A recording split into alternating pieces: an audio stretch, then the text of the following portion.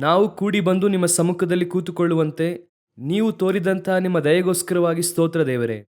ದೇವರೇ, ನಿಮ್ಮ ಪಾದ ಸನ್ನಿಧಿಯಲ್ಲಿ ಕೂತುಕೊಳ್ಳುವಂತೆ ನೀವು ಇನ್ನೊಂದು ಸಂದರ್ಭವನ್ನು ಏರ್ಪಡಿಸಿಕೊಟ್ಟಿದ್ದೀರಾ.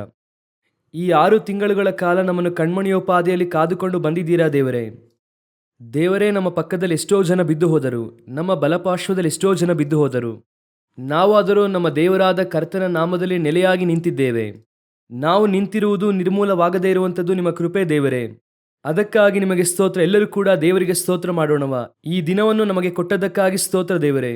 ಎಷ್ಟೋ ಜನರಿಗೆ ಈ ಭಾಗ್ಯ ಇಲ್ಲ, ಎಷ್ಟೋ ಜನರಿಗೆ ದೇವರ ಸಮ್ಮುಖ ಇಲ್ಲ. ಎಷ್ಟೋ ಜನ ವ್ಯಾಧಿಯಲ್ಲಿ ಬಲಹೀನತೆಯಲ್ಲಿ ಬರಬೇಕೆಂಬುದಾಗಿ ಆಸೆ ಪಟ್ಟರೂ ಕೂಡ ಬರಲಿಕ್ಕೆ ಆಗದೆ, ಎಷ್ಟೋ ಜನ ಉಪದ್ರವದ ಮಧ್ಯದಲ್ಲಿ ಇದ್ದಾರೆ, ಎಷ್ಟೋ ಜನ ಕ್ಯಾಂಪಲ್ಲಿ ಗುಡಾರದಲ್ಲಿ ಇದ್ದಾರೆ, ಅಲೆಮಾರಿಯಾಗಿ ವಾಸ ಮಾಡುತ್ತಿದ್ದಾರೆ. ಆದರೆ ನಿಮಗೂ ನನಗೂ ದೇವರ ಪಾದಸನ್ನಿಧಿಯಲ್ಲಿ ಕೂರುವಂತೆ ದಯ ತೋರಿದಂತಹ ನಿಮ್ಮ ಕೃಪೆಗಾಗಿ, ಕರ್ತನು ಮಾಡಿದಂಥ ಒಳಿತುಗಳಿಗಾಗಿ, ಅವರು ಮಾಡಿದಂಥ ಉಪಕಾರಕ್ಕೆ ನಾನು ಏನನ್ನು ಕೊಡಲಿ? ರಕ್ಷಣಾ ಪಾತ್ರೆಯನ್ನು ಕೈಯಲ್ಲಿ ಹಿಡಿದುಕೊಂಡು ದೇವರನ್ನು ಆರಾಧಿಸೋಣ ಎಂಬುದಾಗಿ ಕೀರ್ತನಗಾರನು ಹೇಳುವ ಪ್ರಕಾರ ನಾವೆಲ್ಲರೂ ದೇವರಿಗೆ ಸ್ತೋತ್ರ ಮಾಡೋಣ. ಇದು ನಮಗೆ ಸಿಕ್ಕಿದಂತಹ ಭಾಗ್ಯ, ಕರ್ತನು ಕೊಟ್ಟಂತಹ ದಯೆ, ಕರ್ತನು ಕೊಟ್ಟಂತಹ ಕರುಣೆ, ಕರ್ತನು ಕೊಟ್ಟಂತಹ ಮಹಿಮೆ. ಎಲ್ಲರೂ ಕೂಡ ಕರ್ತನನ್ನು ಒಮ್ಮನಸ್ಸಿನಿಂದ ಸ್ತೋತ್ರ ಮಾಡೋಣ. ಎಲ್ಲರೂ ಕೂಡ ಬಾಯಿಗಳನ್ನು ತೆರೆದು ಸ್ತೋತ್ರ ಹೇಳೋಣ. ಎಷ್ಟೋ ಜನರಿಗೆ ಈ ಭಾಗ್ಯ ಸಿಗಲಿಲ್ಲ, ದೇವರು ನಮಗಾದರೂ ಕೊಟ್ಟಿದ್ದಾರೆ. ಕರ್ತನು ನಮ್ಮನ್ನು ಇಟ್ಟಿರುವುದಕ್ಕೆ ಒಂದು ಉದ್ದೇಶ ಉಂಟು. Hallelujah, hallelujah, hallelujah, hallelujah. ಒಳ್ಳೆಯ ತಂದೆಯೇ, ಕೃಪಾಪೂರ್ಣನೆ, ಕರುಣಾಮಯನೇ, ನಿಮಗೆ ಸ್ತೋತ್ರ, ಸ್ತೋತ್ರ, ಸ್ತೋತ್ರ, ಸ್ತೋತ್ರ ಮಾಡುತ್ತೇವೆ ಅಪ್ಪ.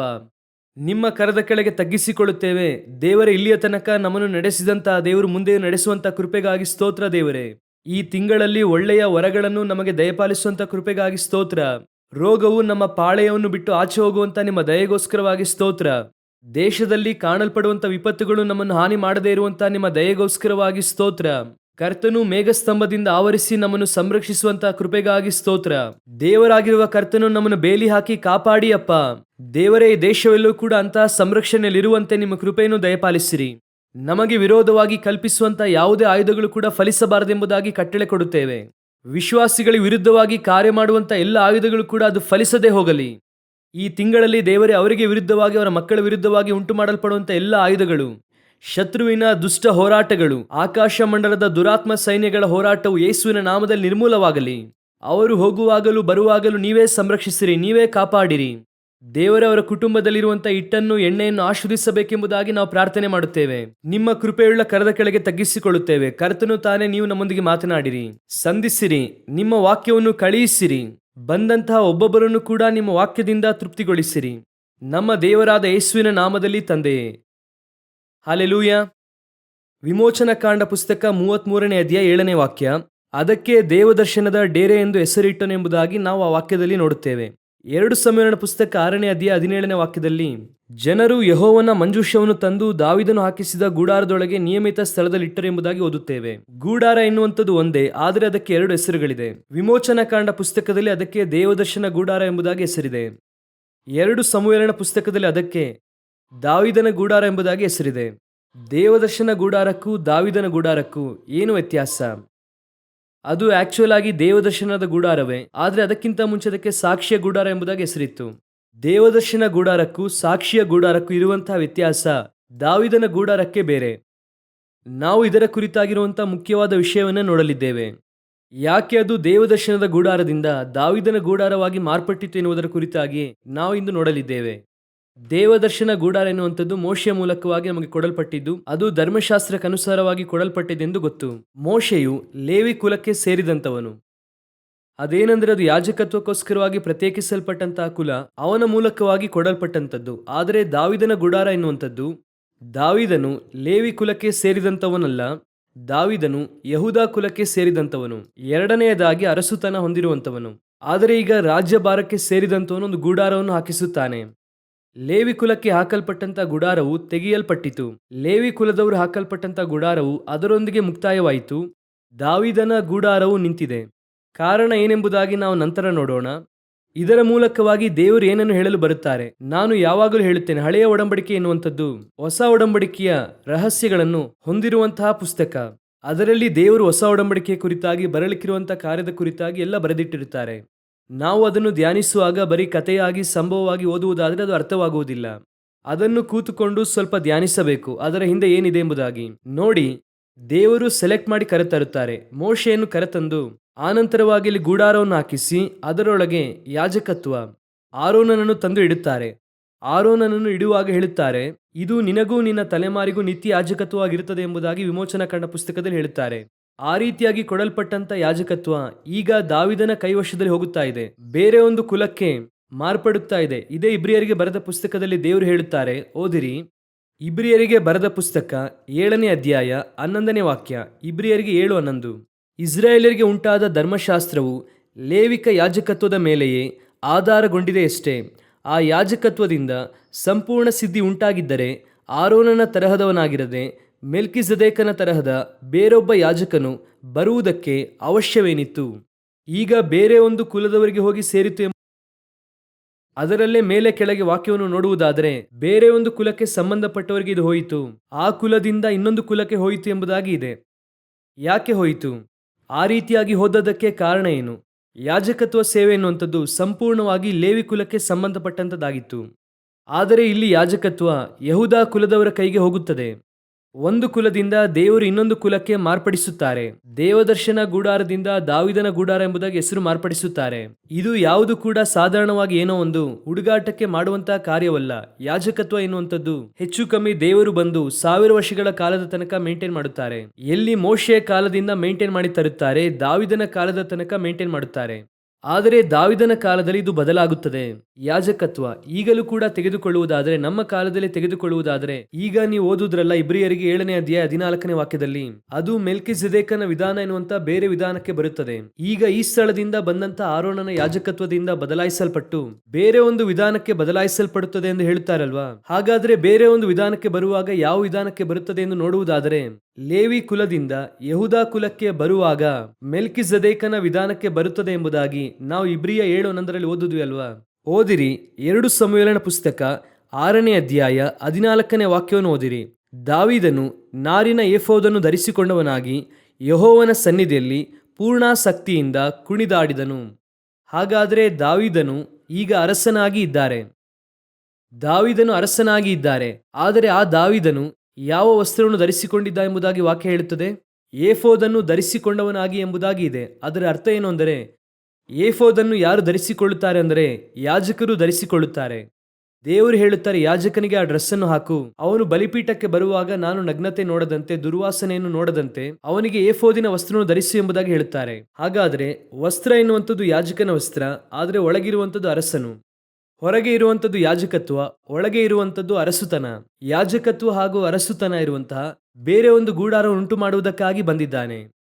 ಚೆನ್ನಾಗಿ ಗಮನಿಸಿರಿ. ಬರೀ ಯಾಜಕನ ಕೈಯಲ್ಲಿ ಇದ್ದಂತಹ ಸೇವೆ ಎನ್ನುವಂಥದ್ದು ಈಗ ಏನಾಗಿ ಬದಲಾಗಿದೆ? ಅರಸುತನ ಹಾಗೂ ಯಾಜಕತ್ವ ಅಂದರೆ ಧರ್ಮಶಾಸ್ತ್ರದಿಂದ ಮೆಲ್ಕಿಜೆದೇಕನ ವಿಧಾನಕ್ಕೆ ಇಲ್ಲಿ ಬದಲಾಗುತ್ತಿದೆ. ಮೋಶೆ ಹಾಕಿಸಿದಂತಹ ಗೂಡಾರದಿಂದ ದಾವಿದನ ಹಾಕಿಸಿದಂತಹ ಗೂಡಾರಕ್ಕೆ ಬದಲಾಗುತ್ತಾ ಇದೆ. ಹಾಗೆ ಬದಲಾಗುವುದಕ್ಕೆ ಏನು ಕಾರಣ ಎನ್ನುವಂಥದ್ದೇ ಬಹಳ ಮುಖ್ಯ. ಇವತ್ತು ಅನೇಕ ಸಮಯದಲ್ಲಿ ದೇವರು ಈ ಗೂಡಾರವನ್ನು, ನಮಗೆ ದೇವರಿಗೆ ಒಂದು ಆಶೀರ್ವಾದವನ್ನು ಇಟ್ಟಿದ್ದಾರೆ. ಈಗ ನಾವು ದಾವಿದನ ಗೂಡಾರವಾಗಿದ್ದೇವೆ. ನಮ್ಮ ಕುರಿತಾಗಿ ದೇವರಲ್ಲಿ ಬರೆದಿಟ್ಟಿದ್ದಾರೆ. ನಮ್ಮ ಕುರಿತಾಗಿ ಅಲ್ಲಿ ಹೇಳಲ್ಪಟ್ಟಿದೆ. ದಾವಿದನ ಗೂಡಾರ ಎನ್ನುವಂಥದ್ದು ಹೊಸ ಒಡಂಬಡಿಕೆಯಲ್ಲಿ ಬರುವಂತಹ ದೇವಾಲಯವಾಗಿರುವಂತಹ ನಮ್ಮ ಕುರಿತಾಗಿ ಹೇಳಲ್ಪಟ್ಟಿದೆ. ನಿಮಗೆ ಗೊತ್ತಿದೆ ಅಂದುಕೊಳ್ಳುತ್ತೇನೆ, ಈಗಾಗಲೇ ಇದರ ಕುರಿತಾಗಿ ಮಾತನಾಡಿದ್ದೇವೆ. ದೇವರ ಯೋಜನೆಯಲ್ಲಿ ದೇವರ ಆಲಯ ಎನ್ನುವಂಥದ್ದೇ ಇಲ್ಲ, ಗೂಡಾರ ಎನ್ನುವಂಥದ್ದು ಮಾತ್ರ ಇದೆ. ಈ ಗೂಡಾರ ಎನ್ನುವುದಕ್ಕೆ ಹೆಸರೇ ಆಲಯ. ನೀವು ಪ್ರಕಟಣೆಯ ಪುಸ್ತಕ 15:5 ನೋಡುವುದಾದರೆ, ಇದಾದ ಮೇಲೆ ನಾನು ನೋಡಿದಾಗ ಪರಲೋಕದಲ್ಲಿರುವ ದೇವದರ್ಶನ ಗೂಡಾರದ ಪವಿತ್ರ ಸ್ಥಾನವು ತೆರೆಯಿತು. ಹಾಗಾದ್ರೆ ಈ ಗೂಡಾರ ಎನ್ನುವಂಥದ್ದು ಏನಾಗಿದೆ? ಆಲಯ. ಹಾಗಾದ್ರೆ ದಾವಿದನು ಹೇಳುತ್ತಾರಲ್ಲ, ಬನ್ನಿ ಆಲಯಕ್ಕೆ ಹೋಗೋಣ ಎಂಬುದಾಗಿ ಹೇಳಿದಾಗ ನಾನು ಅಲ್ಲಿ ದಾವಿದನ ಕಾಲದಲ್ಲಿ ಆಲಯವೇ ಇರಲಿಲ್ಲ. ಅವರು ಯಾವ ಆಲಯದ ಕುರಿತಾಗಿ ಹೇಳುತ್ತಾರೆ? ಗೂಡಾರ ಎನ್ನುವಂಥದ್ದು ಆಲಯ. ಗೂಡಾರ ಎನ್ನುವಂಥದ್ದು ಏನು? ಮೊಬೈಲ್ ಅಂದರೆ ಮೂವಬಲ್, ಅದು ನಡೆಯುತ್ತಲೇ ಇರುತ್ತದೆ. ನಾವು ನಡೆಯುವಂತಹ ಸಭೆ. ಈಗ ನಾವೆಲ್ಲರೂ ಕೂಡ ಮೊಬೈಲ್ ಚರ್ಚ್, ನಡೆಯುತ್ತಾ ಇರುವಂತಹ ಸಭೆ. ನಮ್ಮನ್ನೇ ಬೈಬಲ್ ಗೂಡಾರ ಎಂಬುದಾಗಿ ಹೇಳುತ್ತದೆ. ಈ ಗುಡಾರದೊಳಗೆ ದೇವರು ಮಂಜೂಷದ ಪೆಟ್ಟಿಗೆಯನ್ನು ಇಟ್ಟಿದ್ದಾರೆ, ಒಡಂಬಡಿಕೆಯನ್ನು ಇಟ್ಟಿದ್ದಾರೆ. ಆದರೆ ಈಗ ಈ ಯಾಜಕತ್ವವು ಯಾಕೆ ಬದಲಾಯಿಸಲ್ಪಟ್ಟಿತು? ಇವತ್ತು ದೇವರು ನಮಗೆ ಅಂತಹ ಒಂದು ಆಶೀರ್ವಾದವನ್ನು ಕೊಟ್ಟಿದ್ದಾರೆ. ನಮ್ಮ ಕೈಯಲ್ಲಿ ಯಾಜಕತ್ವವನ್ನು ಬದಲಾಯಿಸಿಕೊಟ್ಟಿದ್ದಾರೆ. ಈಗ ನಮ್ಮ ಕೈಯಲ್ಲಿ ಬಂದಿದೆ. ಈಗ ನಮ್ಮ ಕೈಯಲ್ಲಿ ಬಂದಿರುವಂತಹ ಯಾಜಕತ್ವವನ್ನು ನೀವು ಹಾಗೂ ನಾನು ಕಳೆದುಕೊಳ್ಳಬಾರದು. ನಿಮಗೂ ನನಗೂ ಒಂದು ಯಾಜಕತ್ವವನ್ನು ಪರಲೋಕವು ಕೊಟ್ಟಿದೆ. ಈಗ ನಮ್ಮ ಪ್ರಕಾರವಾಗಿ ನಾವು ಕಳೆದುಕೊಳ್ಳುವಂತಹ ಸ್ಥಳದಲ್ಲಿದ್ದೇವೆ. ಆದ್ದರಿಂದಲೇ ಹೇಳುತ್ತಿದ್ದೇನೆ, ಯಾತಕ್ಕಾಗಿ ಕಳೆದುಕೊಳ್ಳುವಂತಹ ಸ್ಥಳದಲ್ಲಿದ್ದೇವೆ ಅಂದರೆ, ನಾವು ದೇವರ ಯಾಜಕತ್ವದ ರಾಜ್ಯ, ಪರಿಶುದ್ಧ ಜಾತಿ. ನಮ್ಮ ಪ್ರಕಾರವಾಗಿ ಬೈಬಲ್ ಅದನ್ನೇ ಹೇಳುತ್ತದೆ. ಪೇತ್ರನ ಪುಸ್ತಕದಲ್ಲಿ ಹೇಳುವಾಗ, ನೀವು ದೇವರ ಮುಂಭಾಗದಲ್ಲಿ ಯಾಜಕರಾಗಿಯೂ ಪರಿಶುದ್ಧ ಜನಾಂಗವಾಗಿಯೂ ಇದ್ದೀರಾ. ನಮ್ಮ ಕುರಿತಾಗಿ ಅದೇ ತಾನೇ ವಾಕ್ಯ ಹೇಳುತ್ತದೆ. ಇದನ್ನೇ ವಿಮೋಚನಾ ಕಾಂಡ ಪುಸ್ತಕ 19ನೇ ಅಧ್ಯಾಯ ನೋಡುವಾಗ 6ನೇ ವಾಕ್ಯ ಓದಿರಿ. ವಾಕ್ಯ ಸ್ಪಷ್ಟವಾಗಿ ಬರೆದಿದೆ, ಯಾಜಕ ರಾಜ್ಯವು ಪರಿಶುದ್ಧ ಜನವೂ ಆಗಿರುವಿರಿ. ಯಾಜಕ ರಾಜ್ಯವು ಪರಿಶುದ್ಧ ಜನವು. ಈ ಒಂದು ವಿಧಾನವೇ ಅವರಿಗೆ ಇತ್ತು. ಅವರು ಅದನ್ನು ಕಳೆದುಕೊಂಡರು. ಅವರು ಕಳೆದುಕೊಂಡು ಹೋಗಿ ಈಗ ಯಾರ ಕೈಯಲ್ಲಿ ಬಂದಿದೆ? ನಮ್ಮ ಕೈಯಲ್ಲಿ ಬಂದಿದೆ. ದಾವಿದನ ಗುಡಾರದಲ್ಲಿ ಬಂದಿದೆ. ನಾವೇ ದಾವಿದನ ಗುಡಾರ. ಯಾಕೆ ದಾವಿದನ ಗುಡಾರ ಎಂಬುದಾಗಿ ನಮ್ಮನ್ನು ಹೇಳುತ್ತಿದ್ದೇನೆ ಅಂದರೆ, ಯಾಜಕತ್ವ ಎನ್ನುವಂಥದ್ದು ಯಹೂದ ಕುಲಕ್ಕೆ ಬದಲಾಯಿಸಲ್ಪಟ್ಟಿದೆ. ಆ ಯಹೂದ ಕುಲದಲ್ಲೇ ದಾವಿದನು ಇದ್ದಾರೆ. ಅದೇ ಕುಲದಲ್ಲಿ ಯೇಸು ಇದ್ದಾರೆ. ದಾವಿದನು ಯಾಜಕನಾಗಿಯೂ ಅರಸನಾಗಿ ಇದ್ದರು. ಯೇಸು ಯಾಜಕನಾಗಿಯೂ ಅರಸನಾಗಿಯೂ ಇದ್ದರು. ಈಗ ನೀವು ಹಾಗೂ ನಾನು ಯಾರು?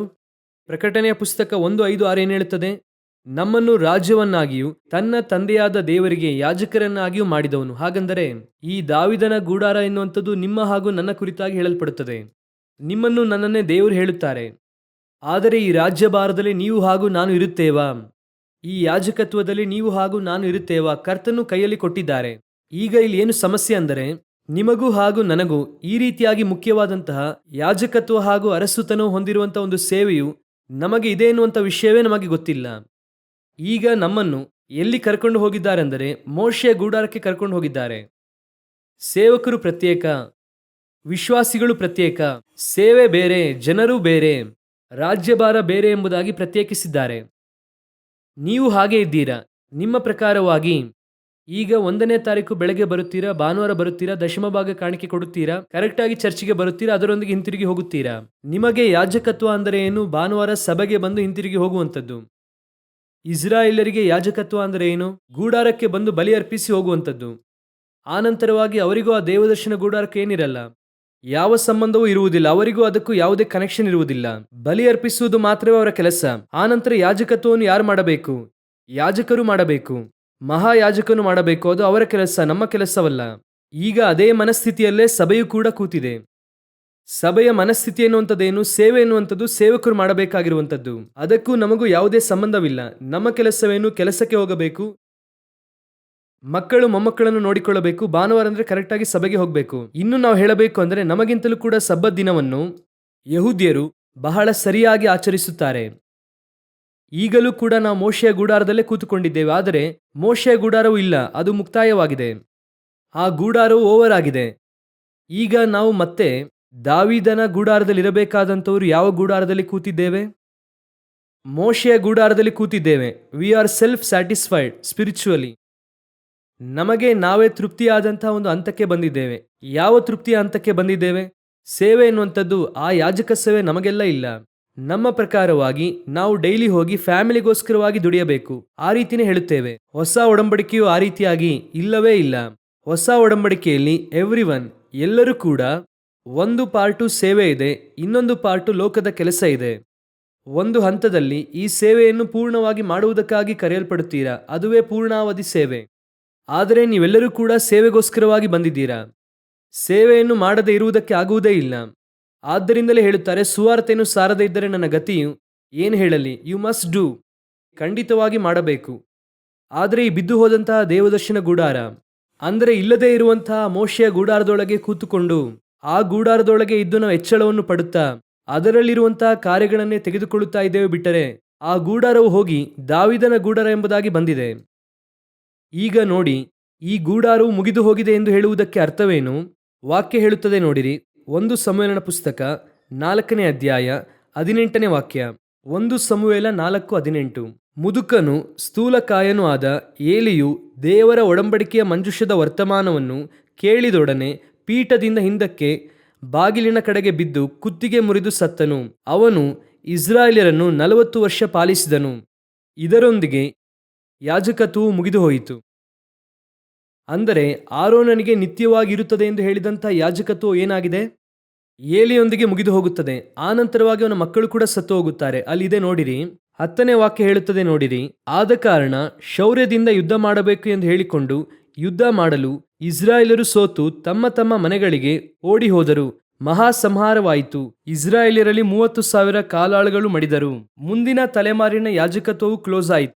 ಇನ್ನು ಮುಂದೆ ಯಾಜಕತ್ವ ಬರುವುದಕ್ಕೇನಿಲ್ಲ, ಅವಕಾಶವೇ ಇಲ್ಲ. ಅದರೊಂದಿಗೆ ಮುಗಿದು ಹೋಯಿತು. ಆದರೆ ಇಸ್ರಾಯೇಲರಿಗೆ ಏನು ಮಾಡುತ್ತಾರೆ? ಅವರಿಗೆಂಬುದಾಗಿ ಇಟ್ಟಿರುವುದರಿಂದ ಫಿನೆಹಾಸನ ಹೆಂಡತಿ ಮಗುವನ್ನು ಪಡೆದು ಸತ್ತು ಹೋಗುತ್ತಾಳೆ. ಹಾಗಾದ್ರೆ ಒಬ್ಬ ಯಾಜಕನನ್ನು ರೂಪಿಸಿ ಆಕೆ ಏನ್ ಮಾಡುತ್ತಾಳೆ? ಅವರು ನಂತರ ಬರುತ್ತಾರೆ. ಈಗ ಯಾಜಕರಿಲ್ಲ, ಅವರಿಗೆ ಮುಗಿದು ಹೋಯಿತು. ಇದರ ಅರ್ಥ ಏನೆಂದರೆ, ಒಂದು ಪೀರಿಯಡ್ ಅಲ್ಲಿದ್ದಂತಹ ದೇವದರ್ಶನ ಗುಡಾರ ಮುಗಿದು ಈಗ ದಾವಿದನ ಗುಡಾರ ಇದೆ ಭೂಮಿಯಲ್ಲಿ. ಈಗ ನಾವಿದ್ದೇವೆ. ಇದು ಮುಗಿದ ನಂತರವಾಗಿ ನಂತರ ಯಾರು ಬರುತ್ತಾರೆ? ಇಸ್ರಾಯೇಲರಿಗೆ ಯಾಜಕತ್ವ ಬರುತ್ತದೆ. ನಂತರ ಅವರಿಗೆ ಏನ್ ಮಾಡುತ್ತಾರೆ? ಒಬ್ಬ ಯಾಜಕ ರೆಡಿಯಾಗಿದ್ದಾರೆ, ಅವರು ನಂತರವಾಗಿ ಬರುತ್ತಾರೆ. ಉಪದ್ರವ ಕಾಲದಲ್ಲಿ 7 ವರ್ಷಗಳ ಕಾಲ ಧರ್ಮಶಾಸ್ತ್ರದ ಯಾಜಕರು ಬರುತ್ತಾರೆ. ಅವರು ಆಳ್ವಿಕೆ ಮಾಡುತ್ತಾರೆ. ಆದರೆ ಈಗ ಇರುವಂಥದ್ದೇನು? ಯಾಜಕತ್ವ ಧರ್ಮಶಾಸ್ತ್ರದ್ದು ಮುಕ್ತಾಯವಾಗಿದೆ. ಈಗ ನಂತರವಾಗಿ ಇರುವಂತಹ ಮೆಲ್ಕಿಸೆದೇಕನ ಯಾಜಕತ್ವ ಹೊರಟು ಬಂದಿದೆ. ಈಗ ನೀವು ನಾನು ಅದರಲ್ಲೇ ಇದ್ದೇವೆ. ಈಗ ನೀವು ನಾನು ಎಲ್ಲಿದ್ದೇವೆ? ಮುಗಿದು ಹೋದಂತಹ ಧರ್ಮಶಾಸ್ತ್ರದಲ್ಲಿ ಇದ್ದೇವಾ? ಜೀವ ಇರುವಂತಹ ಮೆಲ್ಕಿಸೆದೇಕನ ವಿಧಾನದಲ್ಲಿ ಕಾಣಲ್ಪಡುತ್ತಿದ್ದೇವಾ? ಅದುವೇ ಪ್ರಶ್ನೆ. ಇವತ್ತು ನಾವು ಕೂತಿರುವಂತಹ ಗುಡಾರವು ಸತ್ತು ಹೋದಂತಹ ಧರ್ಮಶಾಸ್ತ್ರದಲ್ಲಿ ನಾವು ಕೂತಿದ್ದೇವೆ. ನಾವು ಆರಾಧಿಸುತ್ತಾ ಇರುವಂತಹ ಕ್ರಮವು, ವಿಧಿ ವಿಧಾನವೆಲ್ಲವೂ ಕೂಡ ಧರ್ಮಶಾಸ್ತ್ರಕ್ಕೆ ಸಂಬಂಧಪಟ್ಟದ್ದು, ಮೆಲ್ಕಿಸೆದೇಕನ ವಿಧಾನಕ್ಕೆ ಸಂಬಂಧಪಟ್ಟದ್ದು ಅಲ್ಲ. 6 ದಿನ ಕೆಲಸ ಮಾಡಿ 1 ದಿನ ವಿಶ್ರಾಂತಿ ಪಡೆಯುವುದು ಎನ್ನುವಂಥದ್ದು ಯಾವ ವಿಧಾನ? ಧರ್ಮಶಾಸ್ತ್ರಕ್ಕನುಸಾರವಾದದ್ದು. ಈ ರೀತಿಯಾಗಿ ಒಂದೊಂದಕ್ಕೂ ಇರುತ್ತದೆ, ಒಂದೊಂದರಲ್ಲೂ ಇರುತ್ತದೆ. ಏನು ಸ್ವಲ್ಪ ಮಾಡರ್ನೈಸ್ಡ್ ಆಗಿ ಮಾಡುತ್ತಾ ಇದ್ದೇವೆ, ಅಷ್ಟೇ ವ್ಯತ್ಯಾಸ.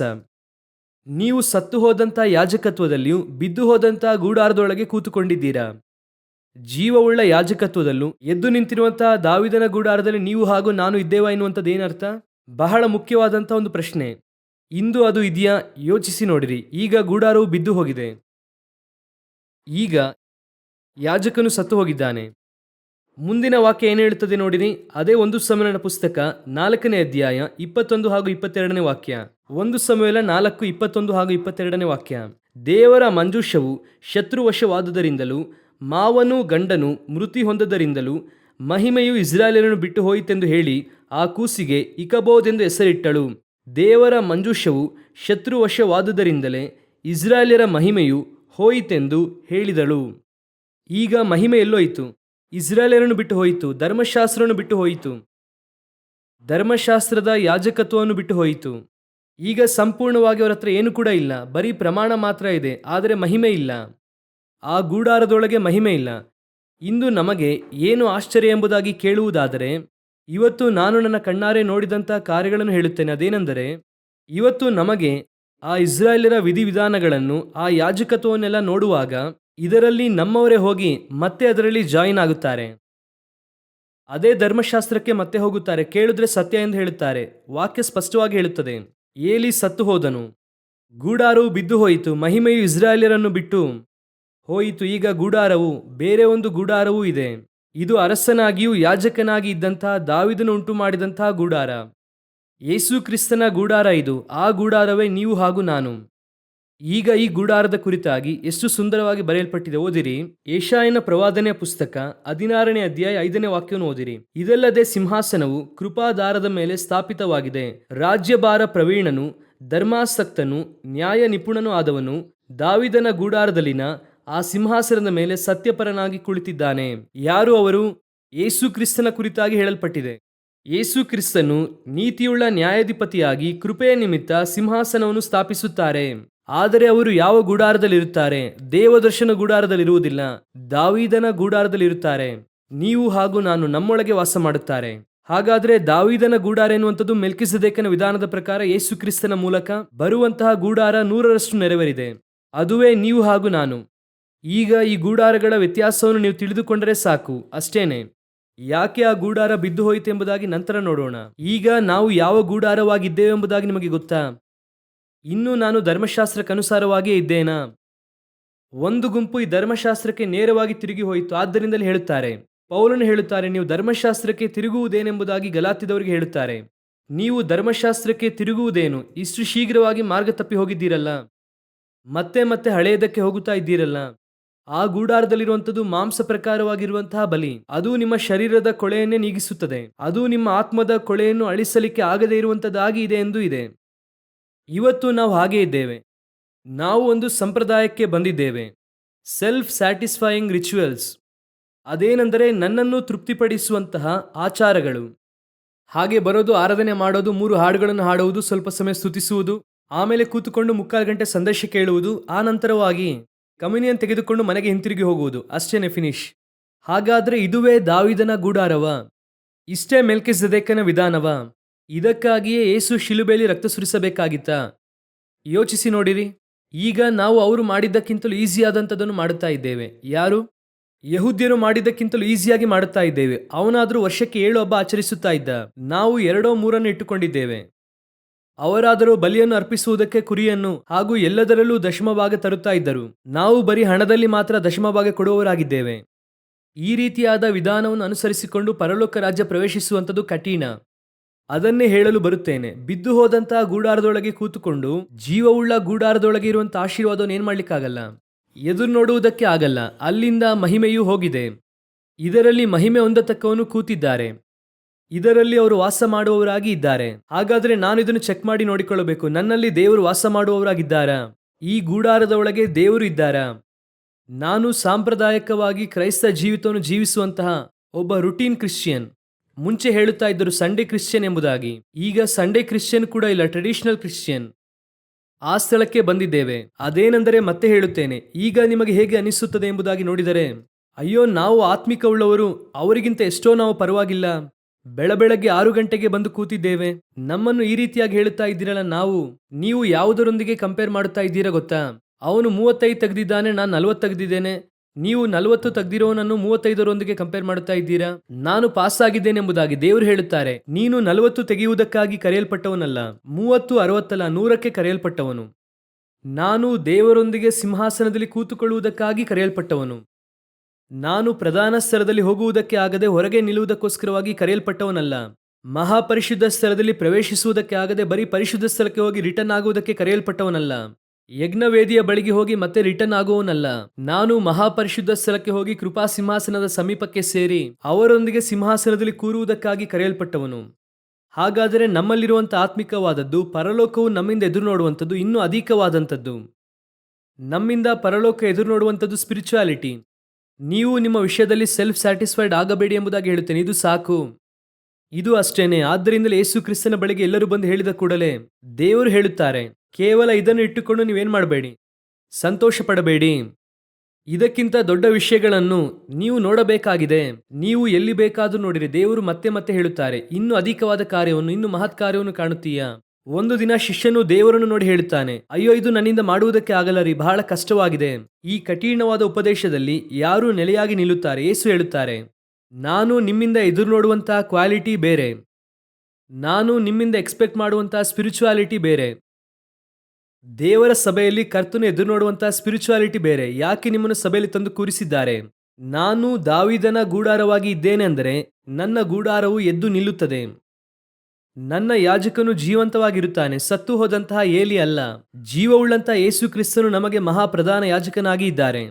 ಅದನ್ನು ಬಿಟ್ಟು ಮಹಿಮೆಯೂ ಹೋಯಿತು, ಆದರೆ ನನ್ನೊಳಗೆ ಮಹಿಮೆಯು ತಂಗಿದೆ.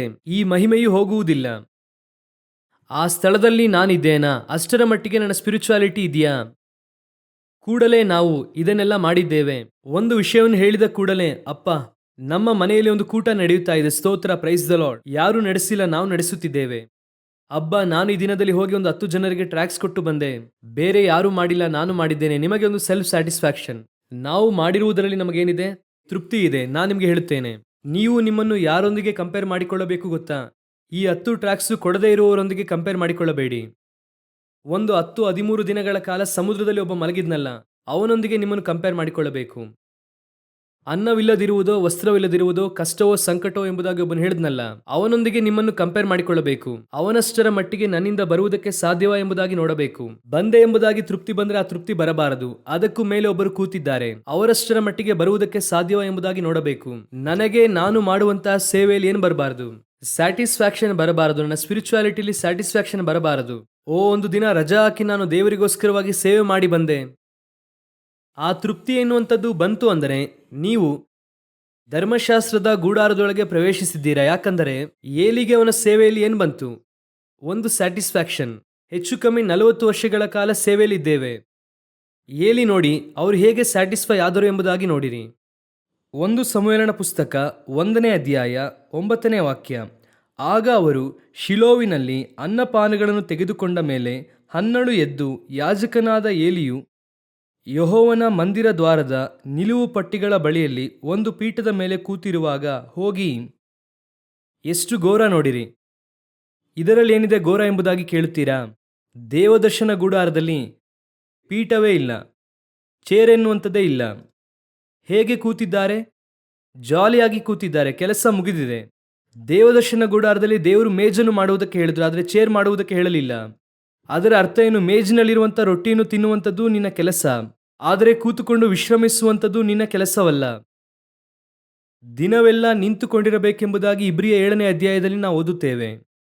ವಾಕ್ಯ ಹೇಳುತ್ತದೆ, ಅವನು ದಿನಾಲು ನಿಂತುಕೊಂಡಿರುವನು. ಆ ವಾಕ್ಯವನ್ನು ಓದಿರಿ, ಇಬ್ರಿಯರಿಗೆ ಬರೆದ ಪುಸ್ತಕ 10ನೇ ಅಧ್ಯಾಯ 11ನೇ ವಾಕ್ಯ. ಇದಲ್ಲದೆ ಆ ಯಾಜಕರೆಲ್ಲರೂ ದಿನಾಲೂ ಸೇವೆ ಮಾಡುತ್ತಾ ಎಂದಿಗೂ ಪಾಪ ನಿವಾರಣೆ ಮಾಡಲಾರದಂಥ ಒಂದೇ ವಿಧವಾದ ಯಜ್ಞಗಳನ್ನು ಪದೇ ಪದೇ ಸಮರ್ಪಿಸುತ್ತಾ ನಿಂತುಕೊಂಡಿರುವನು. ಯಾಜಕನು ಹಳೆಯ ಒಡಂಬಡಿಕೆಯಲ್ಲಿ ಏನು ಮಾಡಬೇಕು? ನಿಲ್ಲಬೇಕು. ನಿಲ್ಲಬೇಕಾದವನು ಏನು ಮಾಡ್ದ? ಕೂತವನೇನಾದ? ಈಗ ಸತ್ತು ಹೋದ. ಇದುವೇ ಧರ್ಮಶಾಸ್ತ್ರದ ಯಾಜಕತ್ವ. ನಿಲ್ಲಬೇಕಾದವನು ಕೂತಂತವನು ಸತ್ತು ಹೋದ. ಆದರೆ ಇವರಾದರೋ ನಮಗೋಸ್ಕರವಾಗಿ ಒಂದೇ ಬಾರಿ ಒಳಗೆ ಪ್ರವೇಶಿಸಿ ತಂದೆಯ ಬಲಪಾರ್ಶ್ವದಲ್ಲಿ ಕೂತುಕೊಂಡರು. ಆ ವಾಕ್ಯವು ಹಾಗೆ ಹೇಳುತ್ತದೆ, ಓದಿರಿ ಮುಂದಿನ ವಾಕ್ಯ. ಆದರೆ ಈ ಯಾಜಕನು ಪಾಪ ನಿವಾರಣೆಗೋಸ್ಕರ ನಿರಂತರವಾಗಿ ನಿಲ್ಲುವ ಒಂದೇ ಯಜ್ಞವನ್ನು ಸಮರ್ಪಿಸಿ ದೇವರ ಬಲಗಡೆಯಲ್ಲಿ ಕೂತುಕೊಂಡನು. ನಿಲ್ಲಬೇಕಾದವನು ಕೂತುಕೊಂಡವರು ನಮಗೋಸ್ಕರವಾಗಿ ಎದ್ದು ನಿಂತರು. ನಿಂತಿರುವಂತವರೀಗ ಮಹಾಪರಿಶುದ್ಧ ಸ್ಥಳದೊಳಗೆ ಕೂತಿದ್ದಾರೆ. ಅವರು ಹಿಂದೆ ಬಿದ್ದು ಸಾಯುವಂತವರಲ್ಲ. ದಾವೀದನ ಗುಡಾರವು ಕಟ್ಟಲ್ಪಟ್ಟಿತು. ಈಗ ನೀವು ನಾನು ಯಾವ ಗುಡಾರದಲ್ಲಿದ್ದೇವೆ? ದಾವೀದನ ಗುಡಾರದಲ್ಲಿದ್ದೇವೆ. ಆದರೆ ದೇವದರ್ಶನ ಗುಡಾರದ ಕಾರ್ಯದಲ್ಲೇ ಜೀವಿಸುತ್ತಾ ಇದ್ದೇವೆ. ಮೋಶೆಯ ಗುಡಾರದಲ್ಲೇ ಜೀವಿಸುತ್ತಾ ಇದ್ದೇವೆ. ನಿಲ್ಲಬೇಕಾದ ಸ್ಥಳದಲ್ಲಿ ಕೂತಿದ್ದೇವೆ, ಕೂತುಕೊಳ್ಳಬೇಕಾದ ಸ್ಥಳದಲ್ಲಿ ಸಾಯುತ್ತಿದ್ದೇವೆ. ಅವರಾದರೂ ಪಿಲಾತನ ಮುಂಭಾಗದಲ್ಲಿ ನಿಂತರು, ದೇವರ ಮುಂಭಾಗದಲ್ಲಿ ನಿಂತರು, ಯಾಜಕನ ಮುಂಭಾಗದಲ್ಲಿ ನಿಂತರು, ಆದರೆ ತಂದೆಯ ಬಲಪಾರ್ಶ್ವದಲ್ಲಿ ಕೂತುಕೊಂಡರು. ಹಾಲೆಲೂಯ! ನಿಂತುಕೊಳ್ಳಬೇಕಾದವನು ಕೂತುಕೊಂಡನು, ಸತ್ತು ಹೋದನು. ಆದರೆ ಕೂತುಕೊಳ್ಳಬೇಕಾದವರು ನಮಗೋಸ್ಕರ ಮೇಲೆ ಏರಿ ಕೂತಿದ್ದಾರೆ. ಈಗ ಅವರು ಸಾಯುವುದಿಲ್ಲ. ನಾವು ಆ ಗುಡಾರದೊಳಗೆ ಇರುವವರ ಹಾಗೆ ಕಾಣಲ್ಪಡುತ್ತೇವೆ. ಇವತ್ತು ನಾವು ಇಲ್ಲೇ ಕೂತುಕೊಳ್ಳುವುದಕ್ಕೆ ನೋಡುತ್ತೇವೆ. ಒಂದು ಸ್ಯಾಟಿಸ್ಫ್ಯಾಕ್ಷನ್, ಒಂದು ತೃಪ್ತಿ. ಓ, ಮುಗಿಸಿದ್ದೇವೆ. ಒಂದು 4 ದಿನ ಎಡೆಬಿಡದೆ ಸೇವೆ ಮಾಡಿದ ಕೂಡಲೇ ಒಂದು ರಿಲ್ಯಾಕ್ಸ್. ಒಂದು 3 ತಾಸುಗಳು ಸೇವೆ ಮಾಡಿದ ಕೂಡಲೇ ರಿಲ್ಯಾಕ್ಸ್. ದೇವರು ನೋಡುತ್ತಲೇ ಇರುತ್ತಾರೆ. ನೀನು ಮಾಡುತ್ತಿರುವುದು ಒಳ್ಳೆಯದು, ನಾನು ತಪ್ಪೇಳುತ್ತಿಲ್ಲ. ಆದರೆ ಇದರಲ್ಲಿ ಏನಾಗಬೇಡ, ತೃಪ್ತಿ ಆಗಬೇಡ. ಯಾಕಂದ್ರೆ ಇದಕ್ಕಿಂತ ಮೇಲಾದ ಕಾರ್ಯವನ್ನು ನಿಮ್ಮಿಂದ ಮಾಡುವುದಕ್ಕೆ ಸಾಧ್ಯ. ನಿನ್ನಿಂದ ಎದುರು ನೋಡುತ್ತಾ ಇದ್ದೇನೆ, ಆದ್ದರಿಂದಲೇ ನಿನ್ನನ್ನು ಕರೆಯುತ್ತಿದ್ದೇನೆ. ಕೆಲವು ಸಮಯದಲ್ಲಿ ನಾವು ಸೇವೆಗೆ ಹೋಗುವಾಗ, ನಿರಂತರವಾಗಿ ಹೋಗುವಾಗ 4-5 ಜನ ನೋಡುವವರು ಹೇಳುತ್ತಾರೆ, ಏನು ಬ್ರದರ್ ಈ ರೀತಿಯಾಗಿ ಓಡುತ್ತಾ ಇದ್ದೀರಾ? ಅಯ್ಯೋ, ನೀವು ಸ್ವಲ್ಪ ರೆಸ್ಟ್ ತೆಗೆದುಕೊಳ್ಬೇಕು ತಾನೆ. ಅವರು ಹಾಗೆ ಹೇಳಿದ ಕೂಡಲೇ ಮನಸ್ಸು ಹೇಳುತ್ತದೆ, ಬೇಡ, ತೆಗೆದುಕೊಳ್ಳಬೇಡ, ಇದು ರೆಸ್ಟ್ ಮಾಡುವ ಸ್ಥಳವೇ. ಶರೀರಕ್ಕೆ ರೆಸ್ಟ್ ಬೇಕು. ಅದು ಒಂದು 6 ತಾಸುಗಳು 8 ತಾಸುಗಳು ನಿದ್ರೆ ಮಾಡಿ ಹೇಳಬೇಕು, ಅದು ಓಕೆ. ಆದರೆ ಸೇವೆಯಲ್ಲಿ ಬಹಳ ಓಡಿದ್ದೇವೆ, 20 ವರ್ಷಗಳ ಕಾಲ ಓಡಿದ್ದೇವೆ. ಇನ್ನು ಮುಂದೆ ಸೆಟಲ್ ಆಗೋಣ ಎಂಬುದಾಗಿ, ಆಸನದಲ್ಲಿ ಕೂರಬೇಕೆಂಬುದಾಗಿ ಅನಿಸ್ತು ಅಂದರೆ ಕತೆ ಮುಗಿಯಿತು. ಡೈಲಿ ತೆಗೆದುಕೊಳ್ಳಬೇಕಾದ ರೆಸ್ಟ್ ತೆಗೆದುಕೊಳ್ಳಬೇಕು. ಅದು ದೇವರ ಆಲಯಕ್ಕೆ ಕೊಡಬೇಕಾದಂತಹ ಆ ಪ್ರಮಾಣದಲ್ಲಿ ನಾವು ಇರಬೇಕು. ರೆಸ್ಟ್ ಮಾಡಬೇಕಾದ್ರೆ ಮಾಡಬೇಕು, ತಿನ್ನಬೇಕಾದ್ರೆ ತಿನ್ನಬೇಕು, ಅದನ್ನು ಮಾಡಬೇಕು. ಉಪವಾಸ ಮಾಡುವ ಸಮಯದಲ್ಲಿ ಉಪವಾಸ ಮಾಡಬೇಕು, ತಿನ್ನಬೇಕಾದ ಸಮಯದಲ್ಲಿ ತಿನ್ನಬೇಕು. ಆದರೆ ನಾನು ಹೇಳುತ್ತಿರುವುದೇನು ಗೊತ್ತಾ? ಅವರು ಆ ಇಡೀ ಸೇವೆಯನ್ನು ಏನು ಮಾಡ್ತಾರೆ? ರೆಸ್ಟ್ ಮಾಡಿಬಿಡೋಣ ಅಪ್ಪ, ಎಷ್ಟು ಓಟ. ಅದಕ್ಕೆ 4 ಜನರನ್ನು, ಕೆಲವರನ್ನು ಕಳಿಸುತ್ತಾನೆ ಸೈತಾನನು. ಅವರು ಬಂದು ಹೇಳುತ್ತಾರೆ, ಬ್ರದರ್ ನಿಮ್ಮ ಹಾಗೆ ಓಡುವುದಕ್ಕೆ ಆಗುವುದೇ ಇಲ್ಲ ಬ್ರದರ್. ಅವರು ಹೇಳಿ ಹೋದ ನಂತರವಾಗಿ ನಾನು ಪೌಲನನ್ನು ಮನಸ್ಸಿನ ನೆನೆಸ್ತೇನೆ, ಅವನ ಹಾಗೆ ಓಡುವುದಕ್ಕೆ ಆಗುವುದೇ ಇಲ್ಲ. ಸುಮ್ಮನೆ ಅಂದರೆ ಕೆಲವು ಸಮಯದಲ್ಲಿ ನಮಗೆ ಹಾಗೆ ಒಂದು ಹೆಮ್ಮೆಯನ್ನು ಉಂಟು ಮಾಡುವ ಹಾಗೆ ಸಿಚುವೇಶನ್ ಬರುತ್ತದೆ. ಸಾಧ್ಯವಾಗುವಷ್ಟರ ಮಟ್ಟಿಗೆ ಜೀವ ಇರುವ ತನಕ ಓಡಬೇಕು. ಕರ್ತನ ಚಿತ್ತವಾದರೆ ಕಡೆಯದಾಗಿ ಮಾತನಾಡುತ್ತಾ ಇರುವಾಗಲೇ ಪರಲೋಕಕ್ಕೆ ಹೋಗಬೇಕು. ಮಾತಾಡುತ್ತಿರುವಾಗಲೇ ಪರಲೋಕಕ್ಕೆ ಹೋಗಬೇಕು. ಓಕೆ, ಮಾತಾಡಿದ್ದು ಸಾಕು ಎಂಬುದಾಗಿ ಪರಲೋಕ ಹೇಳಬೇಕು. ದಾನಿಯೇಲನು ಹೇಳುತ್ತಾನೆ, 1335 ದಿನಗಳ ಕುರಿತಾಗಿಯೂ 234 ದಿನಗಳ ಕುರಿತಾಗಿ ನಾನು ಕಾತುರದಿಂದಿದ್ದೇನೆ. ದೂತನು ಹೇಳುತ್ತಾನೆ, ದಾನಿಯೇಲನೇ, ನೀನು ಹೋಗಿ ವಿಶ್ರಮಿಸಿಕೋ. ಯಾಕೆ? ಸಾಕಪ್ಪ, ನಿನಗೆ ಕೊಟ್ಟಂತ ರೆವಲೇಷನ್ ಸಾಕು, ಹೋಗಿ ರೆಸ್ಟ್ ಮಾಡು ಅಪ್ಪ. ಪರಲೋಕ ಹೇಳಬೇಕು ನಮ್ಮನ್ನು ನೋಡಿ ಆ ಮಾತನ್ನು. ಪರಲೋಕ ಹೇಳಬೇಕು, ನೀನು ಹೋಗಿ ಏನು ಮಾಡು? ರೆಸ್ಟ್ ಮಾಡು. ಇನ್ನೂ ಸೇವೆಯನ್ನು ಮಾಡಬೇಕು ಎಂಬುದಾಗಿ ಹೇಳ್ತಾ ಇದೆಯಲ್ಲ, ಸಾಕಪ್ಪ. ನೋಡಿ, ಪರಲೋಕವು ಹೇಳುತ್ತಾ ಇದೆ, ನೀನಾದರೋ ಅಂತ್ಯ ಬರುವ ತನಕ ಹೋಗಿ ವಿಶ್ರಾಂತಿಯನ್ನು ಮಾಡು, ಹೋಗಿ ರೆಸ್ಟ್ ಮಾಡು. ಇವತ್ತು ಪರಲೋಕ ಅನೇಕ ಸಮಯದಲ್ಲಿ ತಟ್ಟಿ ಎಬ್ಬಿಸುತ್ತದೆ. ಮಲಗಿದ್ದಾನೆ, ಎದ್ದೇಳೋ, ಜಾಲಿ ಮರದ ಕೆಳಗೆ ಇರಬೇಡ, ಎದ್ದೇಳು, ನೀನು ಹೋಗಬೇಕಾದ ದೂರ ಬಹಳ ಕೆಲಸ ಇದೆ ಕಣೋ. ತಿಂದು ಮತ್ತೆ ಮಲಗುತ್ತಾನೆ. ಮತ್ತೆ ಆಹಾರ ಕೊಟ್ಟು ಎದ್ದೇಳು, ಹೋಗಬೇಕಾದ ದೂರ ಬಹಳಷ್ಟು ಇದೆ. ರಾಂಗ್ ರೂಟಲ್ಲಿ ಹೋಗುತ್ತಾನೆ. ಹೋಗೋ, ಎದ್ದೇಳೋ, ಹೋಗಿ ಹಡಗಿನ ಹಿಂಭಾಗದಲ್ಲಿ ಮಲಗುತ್ತಾನೆ. ಇವತ್ತು ಇರುವಂತಹ ಸಿಚುವೇಶನ್ಗೆ ನೀವು ವಿಶ್ರಮಿಸಿಕೊಳ್ಳುವಂಥ ಕಾಲವಲ್ಲ. ಕರ್ತನಿಗೋಸ್ಕರವಾಗಿ ಓಡಬೇಕಾದ ಕಾಲ. ಬೇಕಾಗುವಷ್ಟು ವಿಶ್ರಮ ತೆಗೆದುಕೊಳ್ಳಿ. ಎಷ್ಟರ ಮಟ್ಟಿಗೆ ವಿಶ್ರಮಿಸುವುದನ್ನು ಕಡಿಮೆ ಮಾಡುತ್ತೀರೋ ಮಾಡಿ. ಒಂದು 20 ವರ್ಷದಿಂದ 40 ವರ್ಷದ ತನಕ 5 ರಿಂದ 6 ತಾಸುಗಳು ಮಲಗಿದರೆ ಸಾಕು. ಮಲಗಿದ್ರೆ ಸಾಕು 5 ರಿಂದ 6 ತಾಸುಗಳು. 40 ವರ್ಷವಾಯಿತು, 40 ರಿಂದ 45 ವರ್ಷವಾಯಿತು ಅಂದರೆ ಒಂದು 6 ರಿಂದ 7 ತಾಸು ಮಲಗಬಹುದು. ಆಮೇಲೆ 60 ಆದ ನಂತರವಾಗಿ ಖಂಡಿತವಾಗಿ 7 ರಿಂದ 8 ತಾಸು ಮಲಗುತ್ತೀರಾ. 70 ಆದ ನಂತರವಾಗಿ ಯಾವಾಗಲೂ ಮಲಗೇ ಇರುತ್ತೀರಾ. ಬೇರೆ ಮಾರ್ಗವೇ ಇಲ್ಲ. ಇದು ಓಡಬೇಕಾದ ಕಾಲ. You must. ಈಗ ದೇವದರ್ಶನ ಗುಡಾರವು, ಯಾಜಕತ್ವವು ಬದಲಾಗಿದೆ. ದಾವೀದನ ಗುಡಾರದಲ್ಲಿ ಕೂತಿರುವಾತನು ಮಲಗುವಂತವನಲ್ಲ. ದಾವೀದನ ಗುಡಾರದಲ್ಲಿ ಇರುವಾತನು ಹಾಗೆ ಹಿಂದೆ ಬೀಳುವಂತವನಲ್ಲ. ಇದು ಮುಗಿಯುವಂತ ಯಾಜಕತ್ವ ಅಲ್ಲ. ನಿಮ್ಮನ್ನು ನನ್ನನ್ನು ದೇವರು ಒಂದು ಘನವಾದ ಸೇವೆಗಾಗಿ ಕರೆದಿದ್ದಾರೆ. ಓಡುವಂತಹ ಓಟ ಯೇಸು ಕ್ರಿಸ್ತನು ಬರುವ ತನಕ ಓಡಬೇಕು.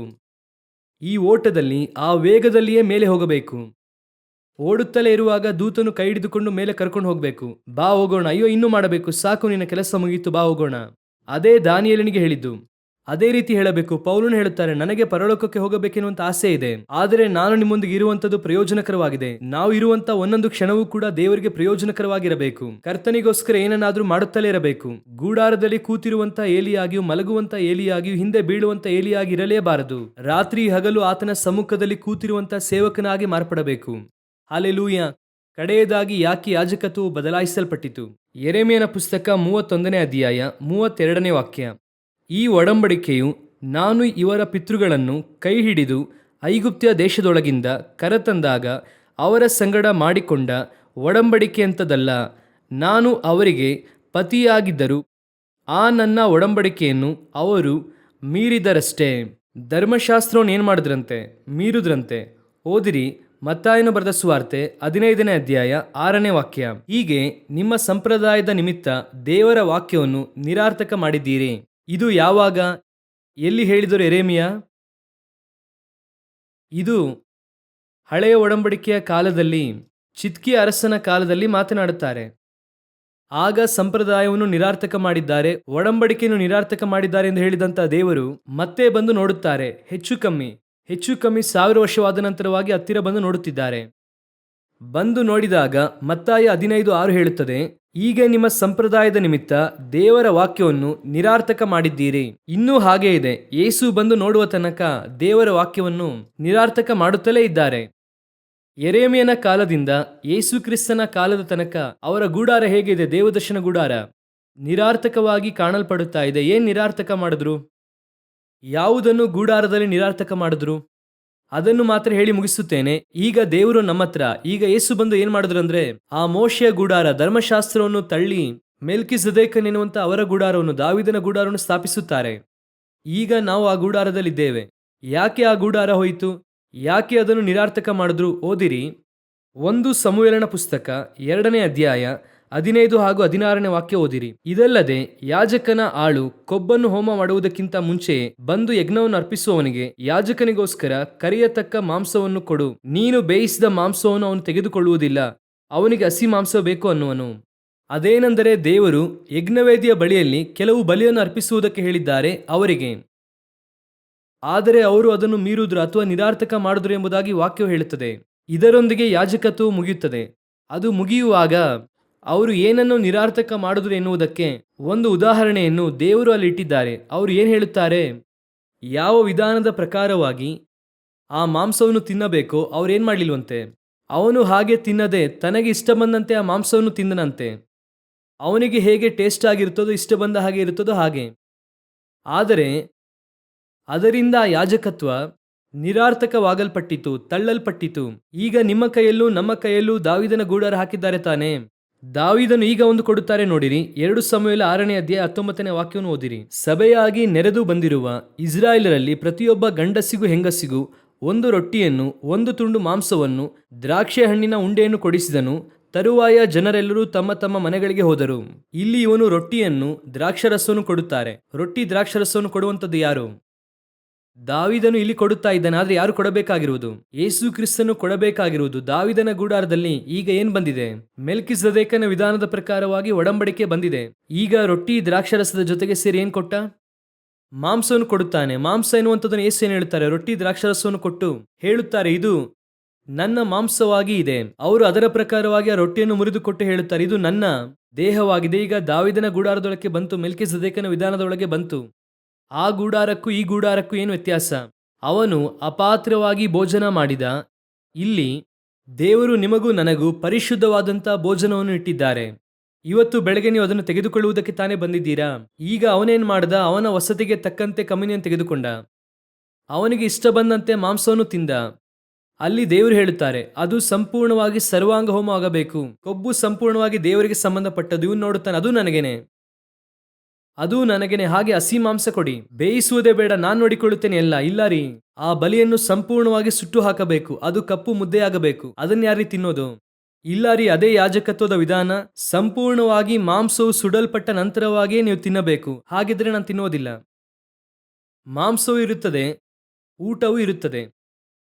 ಈಗ ಅದುವೇ ದಾವಿದನ ಗುಡಾರದಲ್ಲೂ ಇದೆ. ಈಗ ಇದನ್ನು ಯಾವಾಗ ತಿನ್ನಬೇಕು ಗೊತ್ತಾ? ರೊಟ್ಟಿ ದ್ರಾಕ್ಷಾರಸವನ್ನು ತನ್ನ ಶರೀರ ಎನ್ನುವಂತಹ ತೆರೆಯ ಮೂಲಕವಾಗಿ ಮಹಾಪರಿಶುದ್ಧ ಸ್ಥಳಕ್ಕೆ ಪ್ರವೇಶಿಸಿದರು. ಹೊಸ ಜೀವವುಳ್ಳ ಮಾರ್ಗವನ್ನು ಏರ್ಪಡಿಸಿ ತನ್ನ ರಕ್ತದ ಮೂಲಕವಾಗಿ ಅದರಲ್ಲಿ ಪ್ರವೇಶಿಸುವುದಕ್ಕೆ ಧೈರ್ಯವನ್ನು ಉಂಟು ಮಾಡಿದರು. ಹಾಗೆ ತಾನೇ ಇದೆ, ಇಬ್ರಿಯರಿಗೆ ಬರೆದ ಪತ್ರಿಕೆಯಲ್ಲಿ ಹಾಗೆ ತಾನೇ ಬರೆದಿದೆ. ಹಾಗಾದ್ರೆ ಚೆನ್ನಾಗಿ ಗಮನಿಸಿರಿ. ಈಗ ನನ್ನ ಕೈಲೂ ರೊಟ್ಟಿ ದ್ರಾಕ್ಷಾರಸ ಇದೆ. ಅವರ ಬಳಿ ಬಲಿಪೀಠದಲ್ಲಿ ಒಂದು ಮಾಂಸ ಇತ್ತು. ಅದನ್ನು ತಿನ್ನಬೇಕಾದ ವಿಧಾನದಲ್ಲಿ ಅವರು ತಿನ್ನಲಿಲ್ಲ. ಅಪಾತ್ರವಾಗಿ ಭೋಜನ ಮಾಡಿದರು. ಅವರ ಇಷ್ಟದಂತೆ, ಅವರ ಸೌಕರ್ಯಕ್ಕೆ ತಕ್ಕ ಹಾಗೆ, ಅವರ ಟೇಸ್ಟ್ಗೆ ತಕ್ಕಂತೆ. ಮಾಂಸವು ಪರಿಪೂರ್ಣವಾಗಿ ಸಾಯದೆ ಅವರು ತಿನ್ನಬೇಕೆಂಬುದಾಗಿ ಬಯಸಿದರು. ಸುಡಲ್ಪಡದೆ ಇರುವಾಗಲೂ ಈಗಲೂ ಕೂಡ ದೇವರು ಹೇಳುತ್ತಾರೆ, ನೀನು ಕಮ್ಯುನಿಯನ್ ತೆಗೆದುಕೊಳ್ಳುತ್ತೀಯಾ? ನಿನ್ನಲ್ಲಿರುವಂತಹ ಮಾಂಸವು ಸತ್ತಿದ್ಯಾ? ಯೇಸು ಸತ್ತ ನಂತರವಾಗಿಯೇ ಮಹಾಪರಿಶುದ್ಧ ಸ್ಥಳಕ್ಕೆ ಪ್ರವೇಶಿಸಿದರು. ಈಗ ಕಮ್ಯುನಿಯನ್ ತೆಗೆದು ನನ್ನ ಕೈಲಿ ಕೊಟ್ಟಿದ್ದಾರೆ, ನನ್ನ ಕೈಲಿದೆ. ನಾನು ಬಲಿಪೀಠದಲ್ಲಿರುವಂಥದ್ದನ್ನೇ ತಿನ್ನುತ್ತೇನೆ. ಅವನು ಕೂಡ ಅದನ್ನೇ ತಿಂದ. ಮೋಶೆಯ ಗುಡಾರದಲ್ಲಿದ್ದಂಥವನು ಯಾಕೆ ಬಿದ್ದ? ಯಾಕೆ ಸತ್ತ? ಅವನ ಮೊದಲನೆಯ ಕಾನ್ಸೆಪ್ಟ್ ಏನು? ಅವನು ಇಷ್ಟ ಬಂದಂತೆ ಭೋಜನ ಮಾಡಿದ. ಕರ್ತನು ಹೇಳಿದ ಪ್ರಕಾರವಾಗಿ ಮಾಡಲಿಲ್ಲ. ಇವತ್ತು ದಾವಿದನ ಗುಡಾರದಲ್ಲಿ ಕೂತುಕೊಂಡಿದ್ದೇವೆ.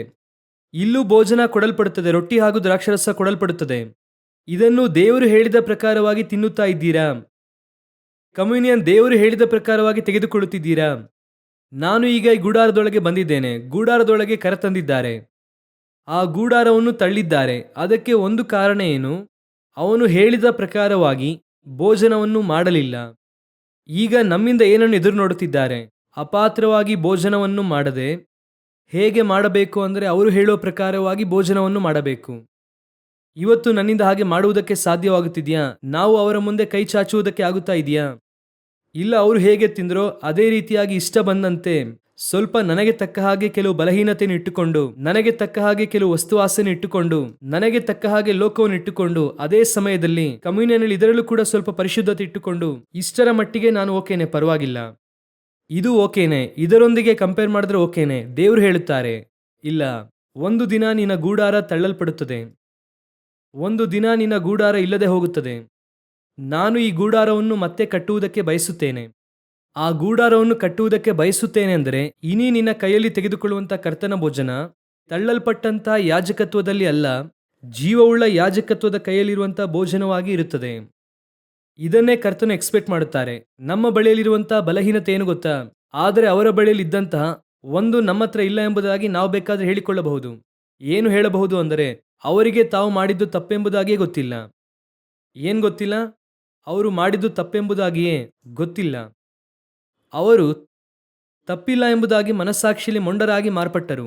ಇಲ್ಲಿ ನಮ್ಮ ಹತ್ರ ಸಮಸ್ಯೆ ಏನೆಂದರೆ ಸ್ವಲ್ಪ ಒಂದು ಮಟ್ಟಿಗೆ ಏನು ಅಂದರೆ ತಪ್ಪು ಎಂಬುದಾಗಿ ಗೊತ್ತಿದೆ, ಆದರೂ ಕೂಡ ಮಾಡಲಿಕ್ಕೆ ಆಗದೆ ಇರಲು ಆಗುತ್ತಾ ಇಲ್ಲ. ಬಲಹೀನವಾಗಿಯೂ ಇದೆ, ಅದೇ ಸಮಯದಲ್ಲಿ ತಪ್ಪು ಎಂಬುದಾಗಿ ಗೊತ್ತಿದೆ. ಎರಡರ ಮಧ್ಯದಲ್ಲಿ ಹೋರಾಡುತ್ತಾ ಇದ್ದೇವೆ. ಆ ಕೃಪೆ ಇನ್ನೂ ಕೂಡ ನಿಮ್ಮನ್ನು ನನ್ನನ್ನು ಕಾಪಾಡುತ್ತಿದೆ.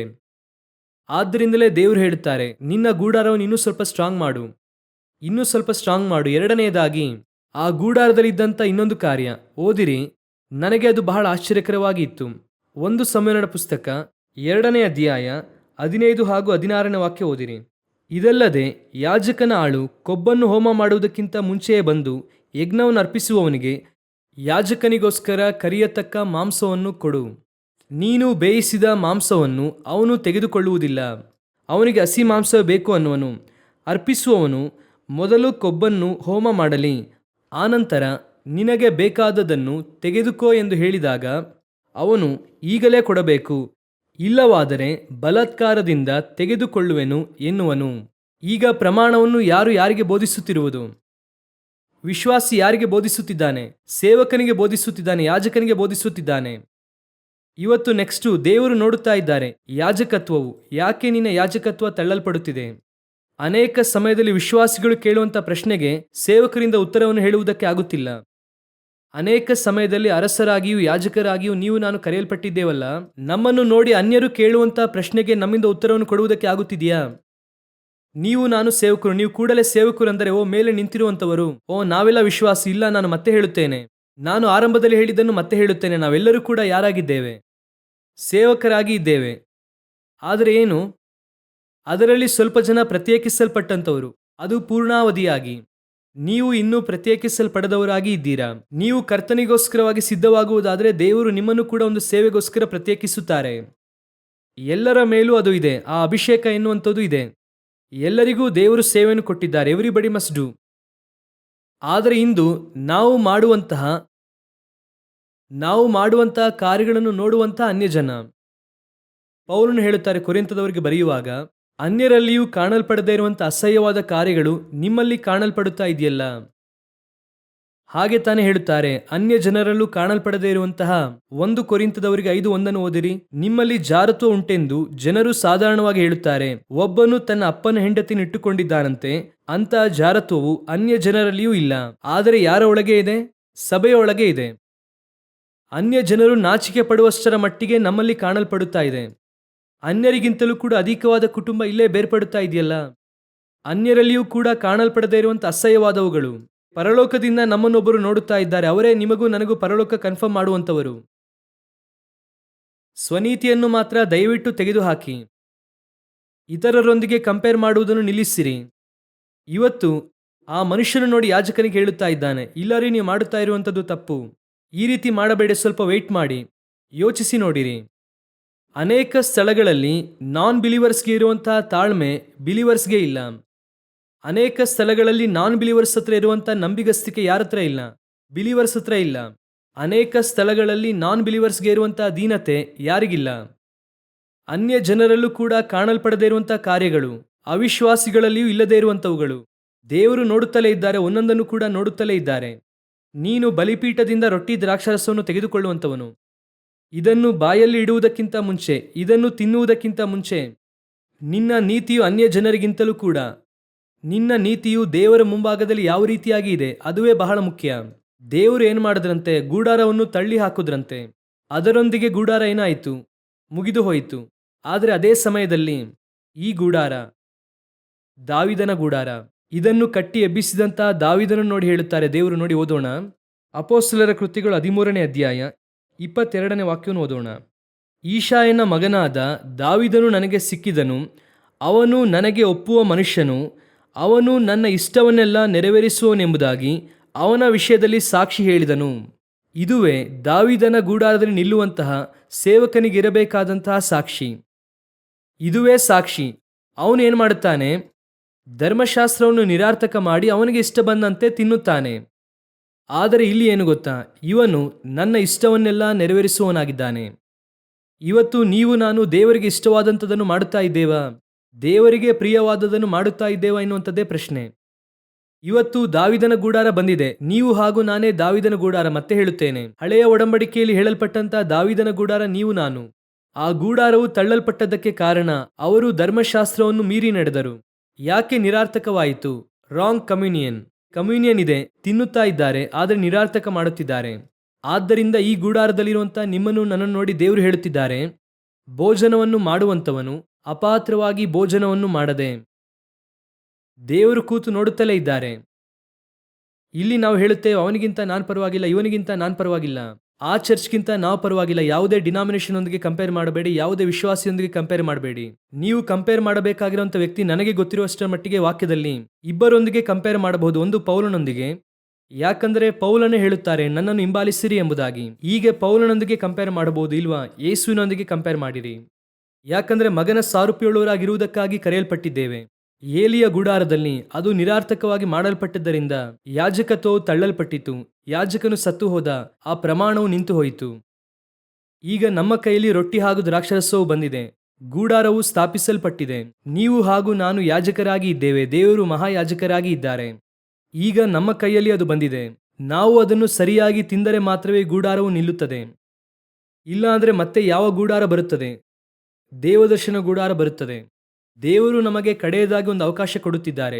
ಒಂದೊಂದು ಬಾರಿಯೂ ಕೂಡ ಕರ್ತನ ಭೋಜನ ತೆಗೆದುಕೊಳ್ಳುವಾಗ ಇದನ್ನು ಸಾಂಪ್ರದಾಯಿಕವಾಗಿಯೋ ಅಥವಾ ಕ್ರೈಸ್ತತ್ವದಲ್ಲಿರುವಂಥ ಏನೋ ಒಂದು ಪಾರಂಪರಿಕವಾದಂಥ ಆಚಾರವಾಗಿಯೋ ನನಗೆ ಒಂದು ಅನ್ನಿಸಬೇಕು. ನಾನು ಬಹಳ ಮುಖ್ಯವಾದ ಯಾಜಕತ್ವದಲ್ಲಿ ಹಾದು ಬಂದಿದ್ದೇನೆ. ಅವರು ಮಾಡಿದಂಥ ತಪ್ಪನ್ನು ನಾನು ಮಾಡಬಾರದು. ಅವರು ಕಳೆದುಕೊಂಡದ್ದನ್ನು ನಾನು ಕಳೆದುಕೊಳ್ಳಬಾರದು. ಅವರು ಯಾಜಕತ್ವವನ್ನು ಕಳೆದುಕೊಂಡರೂ ನಾನು ಕಳೆದುಕೊಳ್ಳಬಾರದು. ಅವರು ಕೂತುಕೊಂಡರು, ನಾನು ಕೂತುಕೊಳ್ಳಬಾರದು. ಅವರು ಹಿಂದೆ ಬಿದ್ದು ಸತ್ತು ಹೋದರು, ನಾನು ಸಾಯುವಂಥವನಲ್ಲ, ದೇವರೊಂದಿಗೆ ನಿತ್ಯ ನಿತ್ಯವಾಗಿಯೂ ಕೂಡ ಕೂತುಕೊಳ್ಳುವಂಥವನು. ಹಾಲೆಲೂಯ. ನಾವು ಪ್ರಾರ್ಥನೆ ಮಾಡೋಣ. ಎಲ್ಲರೂ ಕೂಡ ಎದ್ದು ನಿಲ್ಲೋಣವ. ನಾವು ಈಗ ಯಾವ ಗೂಡಾರವಾಗಿ ಇದ್ದೇವೆ? ದೇವದರ್ಶನ ಗೂಡಾರವಾಗಿ ಇದ್ದೇವ? ದಾವೀದನ ಗೂಡಾರವಾಗಿ ಇದ್ದೇವ? ದಾವೀದನ ಗೂಡಾರ ಮೆಲ್ಕಿಸೆದೇಕನ ವಿಧಾನದ ಪ್ರಕಾರವಾಗಿ ಏಫೋದಿನ ವಸ್ತ್ರವನ್ನು ಧರಿಸಿಕೊಂಡು ಅರಸನು ಯಾಜಕನಾಗಿ ಬಂದು ರೊಟ್ಟಿಯನ್ನು, ದ್ರಾಕ್ಷಾರಸವನ್ನು, ಮಾಂಸವನ್ನು ಅವನು ಎಲ್ಲರಿಗೂ ಹಂಚಿಕೊಟ್ಟನು. ಅವನು ಪುನಃ ಗುಡಾರವನ್ನು ಕಟ್ಟಿ ಅದಕ್ಕೆ ದೇವದರ್ಶನ ಗೂಡಾರ ಎಂಬುದಾಗಿ ಹೆಸರಿಡಲಿಲ್ಲ. ಅದಕ್ಕೆ ಅವನು ದಾವೀದನ ಗೂಡಾರ ಎಂಬುದಾಗಿ ಹೆಸರಿಡುತ್ತಾನೆ. ಬಹುತೇಕವಾಗಿ ಯಾರು ತಮ್ಮ ಹೆಸರಿನಲ್ಲಿ ಏನು ಮಾಡುವುದಿಲ್ಲ, ಆದರೆ ದಾವೀದನು ತನ್ನ ಹೆಸರಲ್ಲಿ ಮಾಡುತ್ತಾನೆ. ದಾವೀದನ ಗೂಡಾರ ಎಂಬುದಾಗಿ ದೇವರ ವಾಕ್ಯ ಹೇಳುತ್ತದೆ. ಯಾಕೆ ದಾವೀದನ ಗೂಡಾರ?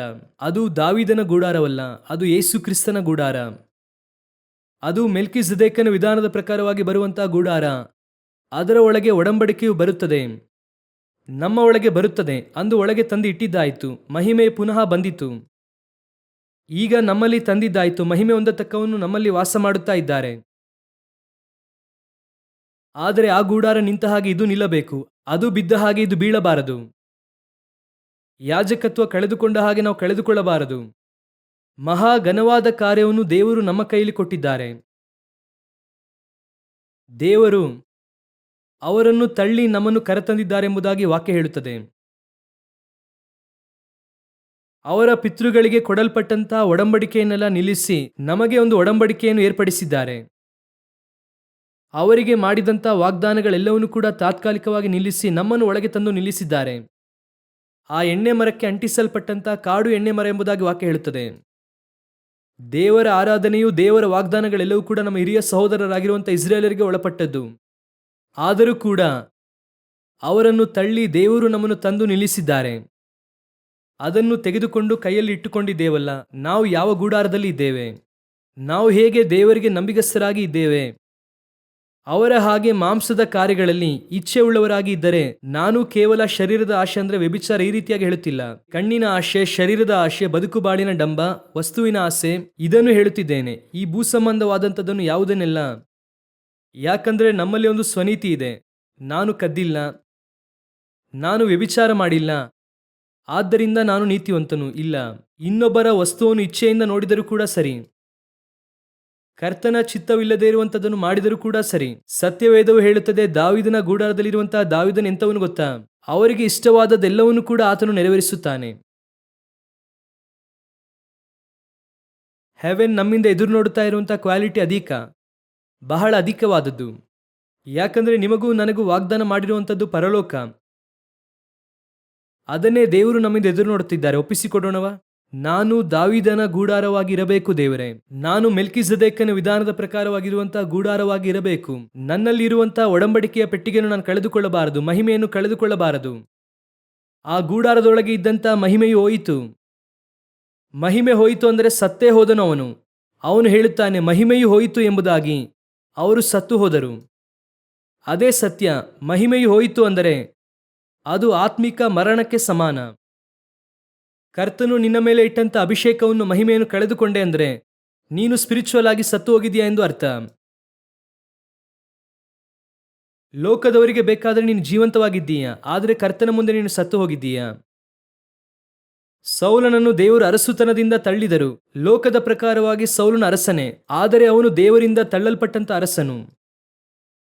ಸೈತಾನನನ್ನು ದೇವರು ತಳ್ಳಿದ್ದಾರೆ. ಲೋಕದ ಪ್ರಕಾರವಾಗಿ ಅವನು ಪ್ರಪಂಚದ ಅಧಿಪತಿ, ದೇವರಾಗಿದ್ದಾನೆ. ಆದರೆ ಪರಲೋಕದ ಪ್ರಕಾರವನ್ನು ತಳ್ಳಲ್ಪಟ್ಟ ಸೈತಾನನು. ಯಾಕಂದ್ರೆ ಅವನ ಮಹಿಮೆ ಹೋಯಿತು, ಅವನಿಗೆ ಇಟ್ಟಿದ್ದಂಥ ಕರೆಯುವಿಕೆ ಹೋಯಿತು. ದೇವರು ಮತ್ತೆ ನಿನ್ನ ಗೂಡಾರವನ್ನು ಕಟ್ಟುವುದಕ್ಕೆ ಬಯಸುತ್ತಿದ್ದಾರೆ. ಬಿದ್ದು ಹೋದಂಥ ದಾವಿದನ ಗೂಡಾರವನ್ನು ಪುನಃ ಕಟ್ಟುವಂಥ ದೇವರಾಗಿದ್ದಾರೆ. ನಿನಗೆ ಇಟ್ಟಂಥ ಕರೆಯುವಿಕೆ, ನಿನಗೆ ಇಟ್ಟಂಥ ಅಭಿಷೇಕ, ನಿನಗೆ ಇಟ್ಟಂಥ ಘನತೆ, ನಿನಗೆ ಇಟ್ಟಂಥ ರೆವೆಲೇಷನ್ಸ್, ನಿನಗೆಂದು ದೇವರು ಇಟ್ಟಂಥ ವರ, ನಿನಗೆಂದು ದೇವರು ಇಟ್ಟಂಥ ಆತ್ಮಿಕವಾದಂಥ ತಲಾಂತುಗಳು ಎಲ್ಲವನ್ನು ಕೂಡ ನವೀಕರಿಸುವಂಥ ವೇಳೆ ದೇವರ ಸಮ್ಮುಖದಲ್ಲಿ ಒಪ್ಪಿಸಿಕೊಡಿರಿ. ನವೀಕರಿಸಿರಿ ದೇವರೇ, ಪುನಃ ನನ್ನ ಗೂಡಾರವನ್ನು ಕಟ್ಟಿ ದೇವರೇ. ಬಿದ್ದು ಹೋದಂಥ ದೇವದರ್ಶನ ಗೂಡಾರವಲ್ಲ, ಎದ್ದು ನಿಂತಿರುವಂಥ ದಾವಿದನ ಗೂಡಾರ ಇದು. ಸತ್ತು ಹೋದಂಥ ಯಾಜಕನಲ್ಲ, ಪುನರುತ್ಥಾನ ಹೊಂದಿರುವಂಥ ಮಹಾಯಾಜಕನು ನನಗೆ ಉಂಟು. ನಾನು ಆಸನದಲ್ಲಿ ಕೂರುವವನಲ್ಲ, ಸಿಂಹಾಸನದಲ್ಲಿ ಆತನೊಂದಿಗೆ ಕೂತುಕೊಳ್ಳುವವನು. ನಾನು ದ್ವಾರದಲ್ಲಿ ಕೂತುಕೊಳ್ಳುವಂಥವನಲ್ಲ, ಬಲಪಾರ್ಶ್ವದಲ್ಲಿ ಕೂತುಕೊಳ್ಳುವಂಥವನು. ದೇವರ ಸಮ್ಮುಖದಲ್ಲಿ ಒಪ್ಪಿಸಿಕೊಟ್ಟು ಪ್ರಾರ್ಥಿಸೋಣ. ನಮ್ಮನ್ನು ಆವರಿಸುವಂತೆ, ದೇವರ ಮಹಿಮೆ ಆವರಿಸುವಂತೆ ಒಪ್ಪಿಸಿಕೊಟ್ಟು ಪ್ರಾರ್ಥಿಸೋಣ. ಸರ್ವಶಕ್ತನಾದಂತಹ ತಂದೆಯೇ, ದೇವರಾಗಿರುವಂತಹ ಕರ್ತನು ಈ ದಿನದಲ್ಲಿ ಬೆಳಕನ್ನು ಉಂಟು ಮಾಡಿದ ಹಾಗೆ ದೇವರಾಗಿರುವ ಕರ್ತನು ಆತ್ಮಿಕ ಬೆಳಕನ್ನು ಪುನಃ ನಮ್ಮಲ್ಲಿ ಉಂಟು ಮಾಡಿರಿ ಅಪ್ಪ. ನಮ್ಮಲ್ಲಿರುವಂತಹ ಬೆಳಕನ್ನು ಇರುಳನ್ನು ಪ್ರತ್ಯೇಕವಾಗಿ ವಿಂಗಡಿಸಿರಿ ಅಪ್ಪ. ದೇವರಾತ್ಮನು ನಮ್ಮ ಮಧ್ಯದಲ್ಲಿ ಸಂಚರಿಸಿರಿ ಅಪ್ಪ. ನೀವು ನಮ್ಮೊಂದಿಗೆ ಸಂಚರಿಸಿರಿ ಅಪ್ಪ. ಒಂದು ಸಾರಿ ನಮ್ಮ ಗೂಡಾರವು ಕಟ್ಟಲ್ಪಡಲಿ ಅಪ್ಪ. ಮಹಿಮೆಯು ನಮ್ಮನ್ನು ಆವರಿಸಲಿ ಅಪ್ಪ. ಗೂಡಾರದ ಒಳಗೆ ದೇವರ ಮಹಿಮೆಯು ಹಾದು ಬರಲಿ. ಒಡಂಬಡಿಕೆಯ ಪೆಟ್ಟಿಗೆ ಪುನರಾವೃತ್ತಿ ಒಳಗೆ ಬರಲಿ. ಹೋದಂತಹ ಮಹಿಮೆ ಪುನಃ ಒಳಗೆ ಬರಲಿ ದೇವರೇ. ದೇವರೇ, ಬಿದ್ದು ಹೋದಂತಹ ದೇವದರ್ಶನ ಗೂಡಾರವಲ್ಲ, ಎದ್ದು ನಿಂತಿರುವಂತಹ ದಾವಿದನ ಗೂಡಾರದ ಹಾಗೆ ಎದ್ದು ನಿಲ್ಲುವಂತೆ ದೇವರೇ ಕೃಪೆ ನೀಡಿ ಅಪ್ಪ. ದೇವರ ಕರವು ನಮ್ಮನ್ನು ಹಿಡಿದು ನಡೆಸಲಿ ಅಪ್ಪ. ನಿಮ್ಮ ಕೃಪೆಯುಳ್ಳ ಕರದ ಕೆಳಗೆ ತಗ್ಗಿಸಿಕೊಳ್ಳುತ್ತೇವೆ. ನಿಮ್ಮ ಮಹಿಮೆಯುಳ್ಳ ಕರದ ಕೆಳಗೆ ತಗ್ಗಿಸಿಕೊಳ್ಳುತ್ತೇವೆ. ದೇವರೇ, ತೆಗೆದುಕೊಂಡಂಥ ತೀರ್ಮಾನದಲ್ಲಿ, ಆತ್ಮಿಕ ಜೀವಿತದಲ್ಲಿ, ನಮಗೆ ಕೊಡಲ್ಪಟ್ಟಂಥ ಕರೆಯುವಿಕೆಯಲ್ಲಿ ಕಡೆಯ ತನಕ ಓಡಿ ಮುಗಿಸುವಂತೆ ಕೃಪೆ ನೀಡಿರಿ. ನಮ್ಮ ದೇವರಾದ ಯೇಸುವಿನ ನಾಮದಲ್ಲಿ ತಂದೆಯೇ, ಆಮೇನ್.